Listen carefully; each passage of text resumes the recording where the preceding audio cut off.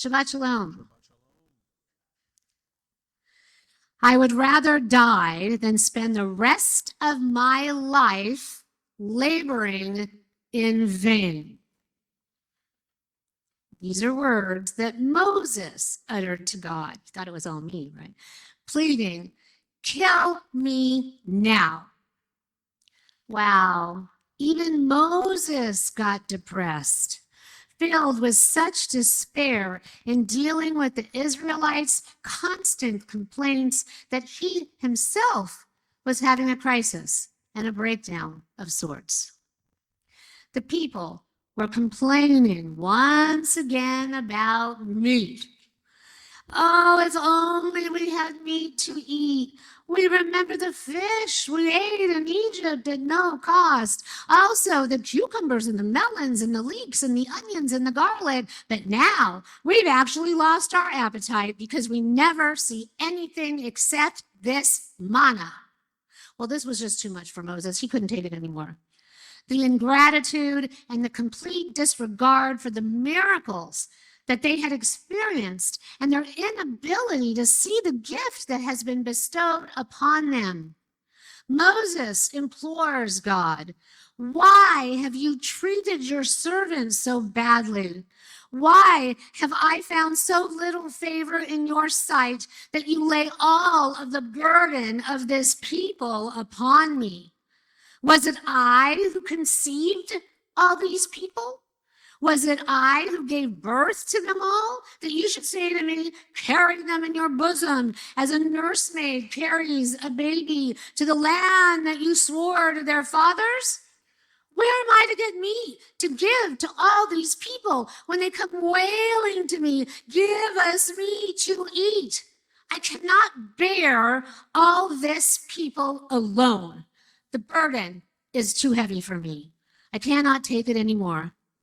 If this is how you will treat me, then please kill me now.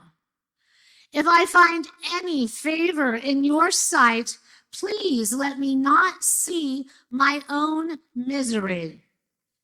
This is in the Torah. Leadership is challenging.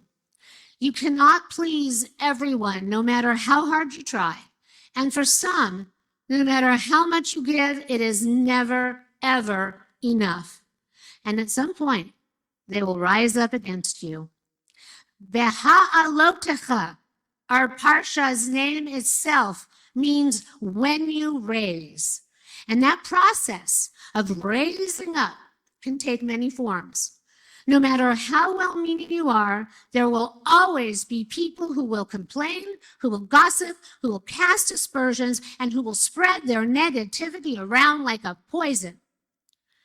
Now, in our Parsha, Miriam and Aaron speak ill of Moses and his chosen wife, and Miriam is now struck down with sara'at, sometimes mistakenly referred to as leprosy. The journey stopped until she was healed, and then they all went on their way with further ado towards the promised land. We have Moses now, who is feeling bereft. He has given everything that he has to the last nth of what he could bear, body and soul, body and soul. And here is his brother and his sister blaming him for his chosen wife, spreading gossip, Lashon Hara. So this Parsha is normally dedicated to Lashon Hara. So Moses is thought to be the humblest of men. So it is not surprising that he overlooked this transgression and then prayed to God, El na rafanallah, heal Miriam. A prayer that is said to this day for healing. Healing comes in many forms, and we need it at different times in our lives for varying reasons. Sometimes it's physical, sometimes it's spiritual.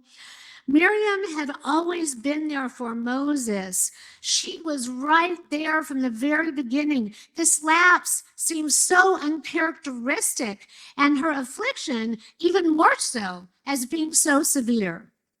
Moses' cry, his plea for healing, is a testament to his humility and to the devotion that they shared. Moses was unbelievably devoted to God, and he needed the same sort of healing. He cried out in utter despair from a place of such incredible darkness, such brokenness. And the answer that he gets from God seems quite disturbing from Moses' perspective, and so too from ours. Moses wants God, pleads God to stop their incessant complaining and send meat.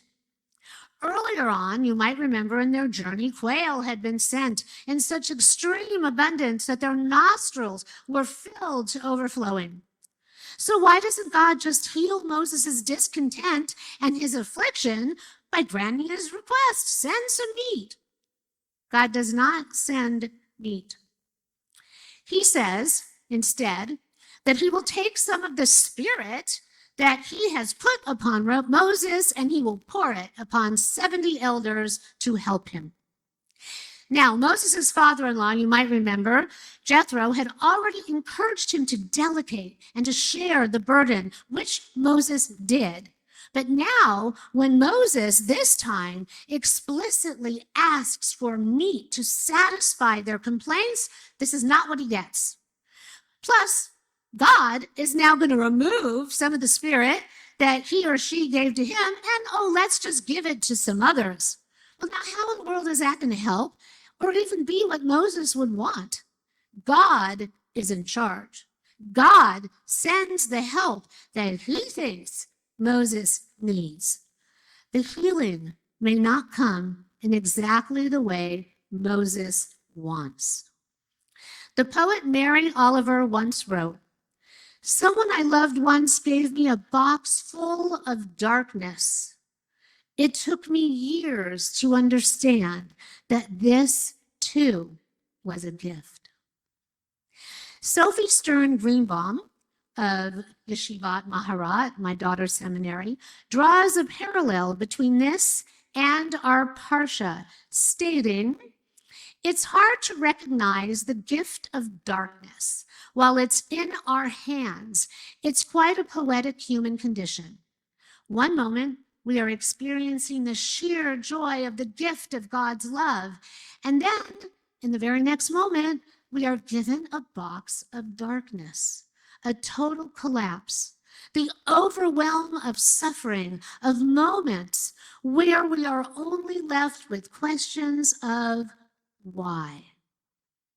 But sometime later, sometimes years later, when we've actually survived, we can look back and realize that only from the place of that darkness did something grow. We can see that an awakening occurred, not because the darkness was good, but because what emerged within the darkness was good. So what do we take from this? Moses got his healing in the help, which allowed his load to be further lightened. His darkness boxed him in to the breaking point where death actually seemed a better alternative. God sent him what he needed to heal and to continue his journey and ultimately his life's mission. Out of that box of darkness came elevation and further growth. Growth for him and for us as a people.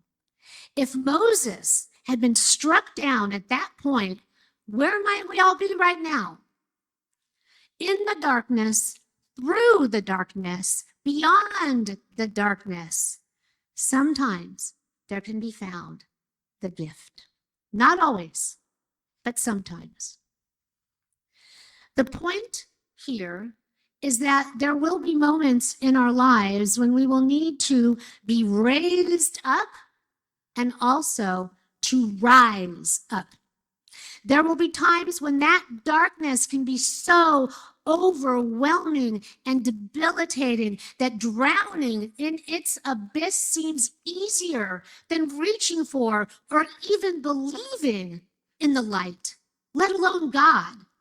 It can be so upsetting and depressing that any thought of it one day being likened to a gift seems inconceivably bizarre. When things are at their worst, we must look back and then forward, asking ourselves, has it ever happened that the darkness actually gave way to the gift? Those are the times we need to hang on to raise ourselves up from the quicksand of despair. We can cry out to God and need to sometimes understand that the help or the healing that we need may not be what we expect. Sometimes darkness must coexist along with the light. It is just a part of life. But when it is possible to raise ourselves up and to continue the journey, we can lean upon Moses and, yes, too, lean upon God. There is precedent and there is example. El na rafana la. May the healing that we need to continue come, even if in unexpected ways. Keni Hiratzon, may it be God's will. Shabbat Shalom.